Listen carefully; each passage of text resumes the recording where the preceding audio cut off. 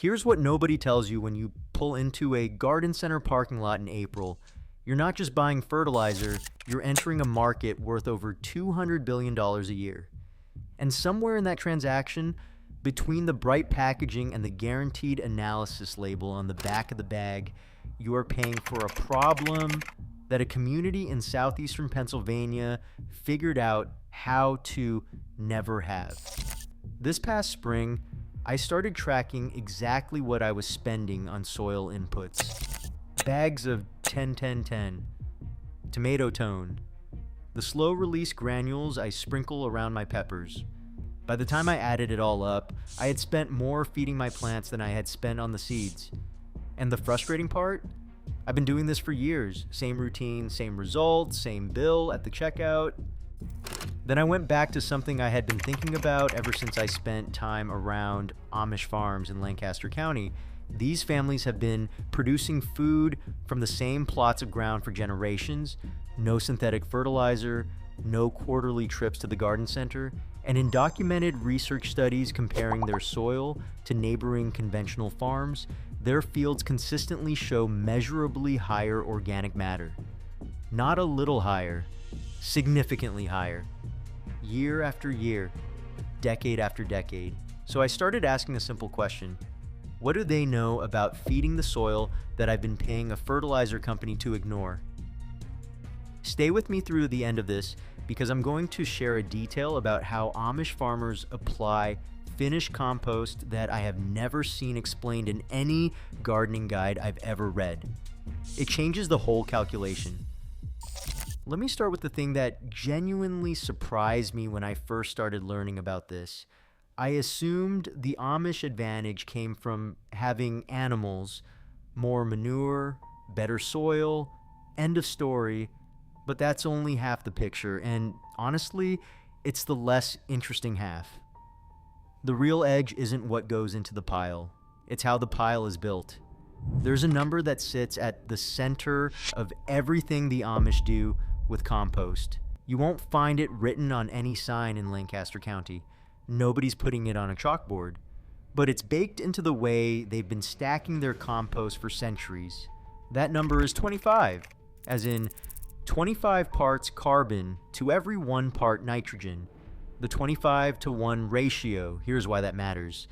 Everything organic has a carbon to nitrogen ratio. Fresh grass clippings are about 20-to-1. Dry straw runs somewhere around 80-to-1. Horse manure mixed with bedding lands right around 25-to-1. And inside your compost pile, the microorganisms doing the decomposition work, the bacteria, the fungi, all of it, they need both carbon for energy and nitrogen to build proteins. Get the ratio right and those microbes go to work fast, generating heat, breaking material down, and locking nitrogen into stable organic forms that your soil can actually use. Get it wrong in either direction and the whole system falls apart. Here's what falling apart looks like. Too much carbon, your pile sits cold and inert for months. Nothing's happening.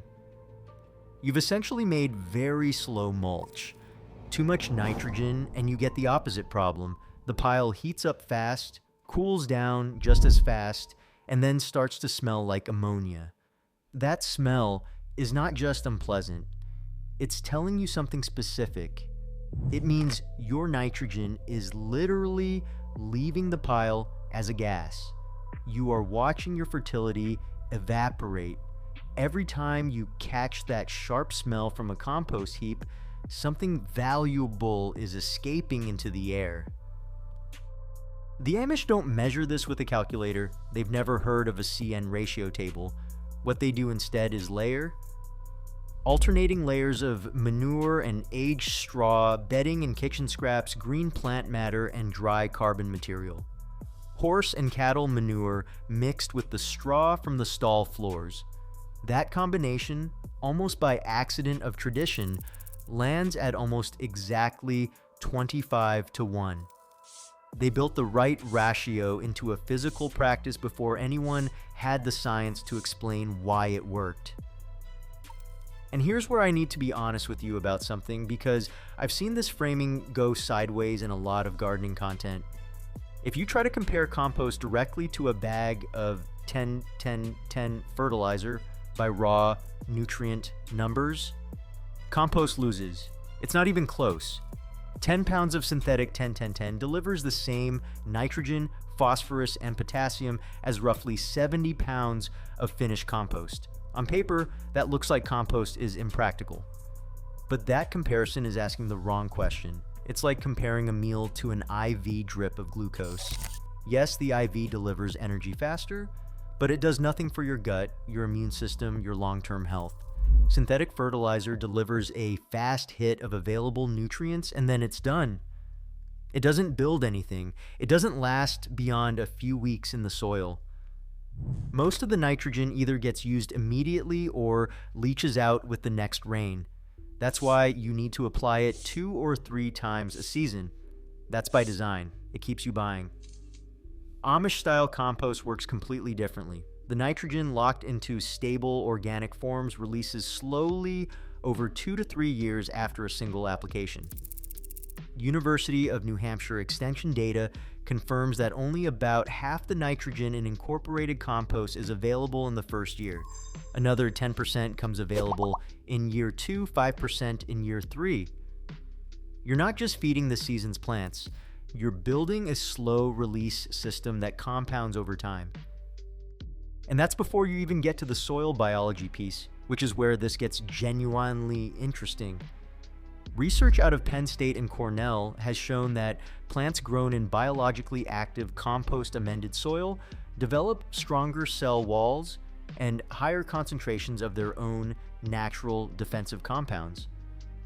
But beyond the plants themselves, the microbial life that thrives in high organic matter soil is doing something that no fertilizer can replicate. It's creating a living system. Mycorrhizal fungi extend the reach of root systems. Beneficial bacteria fix atmospheric nitrogen directly into the soil.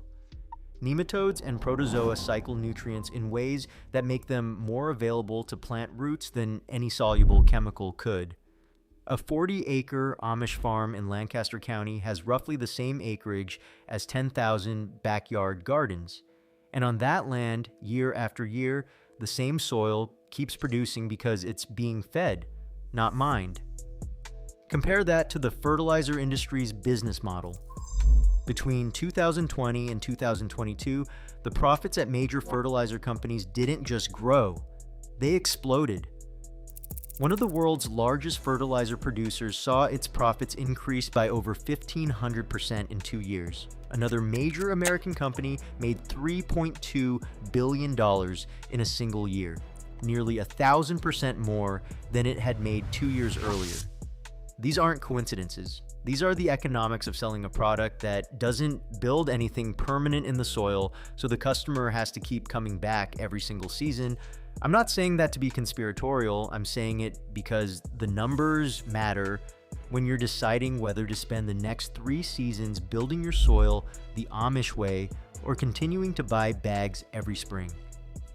Now, let me walk you through the actual practice because the ratio is only part of the story. The way you build the pile matters just as much as what you put in it. Lancaster County Amish farmers typically work in stages. For the first 2 weeks, raw manure gets stacked in a designated composting area, layered with aged straw to hit that 25-to-1 ratio. This initial phase is where the hot composting happens. The pile needs to reach somewhere between 130 and 140 degrees Fahrenheit internally. And it needs to stay there long enough to kill weed seeds and any pathogens. This is why aged composted manure is categorically different from fresh manure that's just been piled in a corner. Fresh piles often never get hot enough. The temperatures haven't been reached. The biology hasn't done its work. After the first 2 weeks, active decomposition takes over for the next few months. This is where the pile needs turning, ideally every 2 to 3 weeks, to introduce oxygen and keep the microbial activity even throughout the pile. Aerobic decomposition with oxygen, is what produces stable, sweet-smelling, finished compost. Anaerobic decomposition, which happens when you neglect a waterlogged or unturned pile, is what produces that sulfur smell that tells you something has gone wrong. After 3 to 6 months, depending on conditions, the compost is finished. Dark, crumbly, with that clean, earthy smell that means the biology is complete. And here's the detail I mentioned at the beginning that I've never seen explained anywhere else. The Amish don't apply compost uniformly to every bed at the same rate. They track what was grown in that soil the previous season and adjust application accordingly. A bed that grew heavy feeding crops like corn or squash or tomatoes gets a heavier compost application because those crops drew down the nitrogen reserves. A bed that grew legumes, beans, peas gets a lighter application because legumes fix their own nitrogen and may have left a surplus behind. This is predictive agriculture. It's not guesswork and it's not tradition for tradition's sake. It's decades of reading the same soil and adjusting based on what you see. I asked a farmer I'd been reading about, his name is Samuel Yoder out of Lancaster County, how he measures nitrogen availability without lab testing. His answer was essentially, I watch the plant. A corn plant that needs nitrogen shows a particular color gradient from base to tip by July. But mostly, he said, I've already done it in May. The compost application in spring is calibrated to what he documented the season before. That last part stuck with me. He maintains field notes going back 20 years. There's a phrase the Amish use, Gelassenheit, that's usually translated as yielding to the natural order, working within a system rather than overriding it. I think about that every time I look at a bag of synthetic fertilizer and think about what it costs and what it doesn't build. It overrides the problem for one season. It doesn't solve anything permanently. The compost ratio approach takes longer to set up. In the first year, you might not see a dramatic difference. By year 2, your soil starts to hold moisture differently. Your plants are visibly more vigorous, thicker stems, darker color, faster recovery after stress. By year 3, you are genuinely growing in a different system, one that feeds itself. You don't need horses or a 40-acre farm to do this. You need kitchen scraps, dry leaves, grass clippings, whatever brown carbon material you have, cardboard, straw, spent garden plants, and if you can source it, even a small amount of aged manure from a local stable or farm. Layer them in roughly equal volumes. Keep the pile moist, turn it when you can, and you will land close to that 25-to-1 ratio without ever doing a calculation. What I've come to believe, after everything I've read and observed, is that the fertilizer industry didn't just sell us a product, it sold us a way of thinking about soil as a medium that needs to be loaded with inputs rather than a living system that can be maintained. The Amish never bought into that idea, not because they're anti-technology, but because they think in decades. Every decision they make about the soil today assumes they'll still be farming that same plot in 30 years. That's the ratio that really matters, not just 25-to-1, but how many seasons of investment versus how many seasons of extraction. The math on the Amish side of that equation is pretty hard to argue with. If this changed how you're thinking about what you put into your soil this season, leave a comment. Tell me where you're starting. Whether you've been composting for years or you've never built a pile in your life, I read everything. And if you want more of these deep dives into what traditional communities figured out long before anyone was selling a solution to it, subscribe. There's a lot more of this coming.